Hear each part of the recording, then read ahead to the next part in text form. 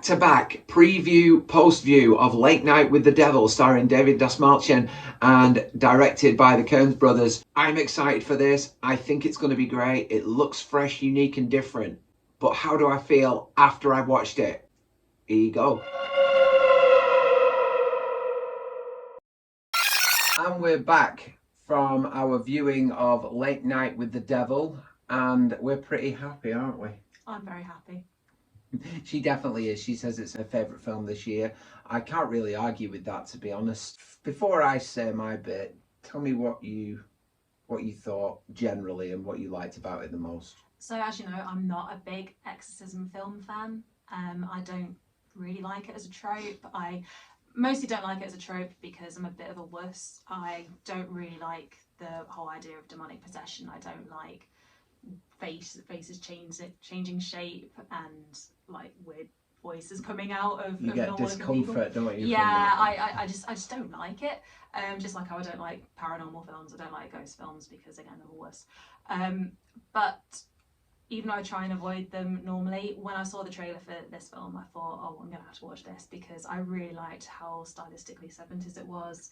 I'm a big fan of kind of like analog horror, and films that are really well themed. I mean, as I tell you all the time, I love how Rob Zombie's films look. It was very grindhouse at the start, wasn't it? Very grindhouse at the start, and I feel like they did a really nice job throughout of keeping like the tone feeling like it was a genuine TV show at the time. Yeah, that's all I've got to say.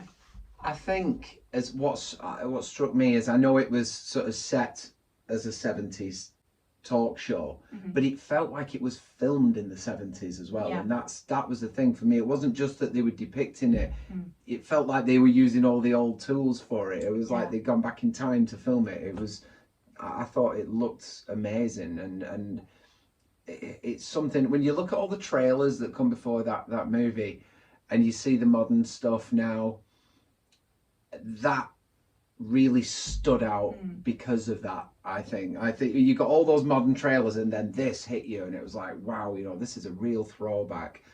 And in terms of the actual horror aspect, like you said, it was creepy in the right places for the right amount of time. It was just that right percentage, I thought. Yeah, I don't think it was like overkill. It's quite easy for those kind of films to kind of go hard right from the start and just be constant like blah, blah, blah, and I don't like that. I think you're right. I think it did have like just kind of like the right measure of horror throughout.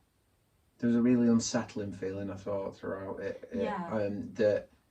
And you certainly at the beginning you don't know what's real and what's not. You don't know whether what's happening is being staged to get the ratings up. I'm trying to make this as spoiler free as possible, but okay. Even though we are going to try and be spoiler free, I do think it's important to note that if you do go to watch a film, pay attention throughout.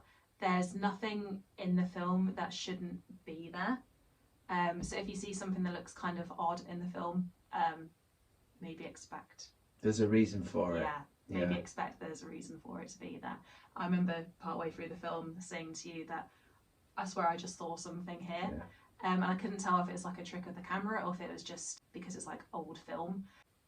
But it definitely played a part later on. So yeah, it's really well done. And be prepared for some very strong performances as well. There was only one member of the cast who is well known and has a real or body at least of well known to the average movie fan. To the average movie lover, to you people who I am aiming this at. There is nobody with a real body of work, so that makes it all the better. Yeah, we always talk about how when we watch horror films of like the 70s and 80s, particularly like kind of really low budget slashers, that they feel better because you don't really know who anyone is and you don't know what else they've gone on to do because they might not have ever made it big. So it feels a bit more real and a bit more frightening. And I definitely felt that was the case today. Honestly, really strong cast. I don't think there was a weak performance at all. Not at all. And we recommend it. Go see it and just have an open mind from the start and you will likely love it. Don't be a Carmichael. Absolutely, do not be a Carmichael. When you know, you'll know. Thanks guys, that's our very quick review, spoiler-free review of Late Night with the Devil. Go see it, go enjoy it, and I'll catch you soon.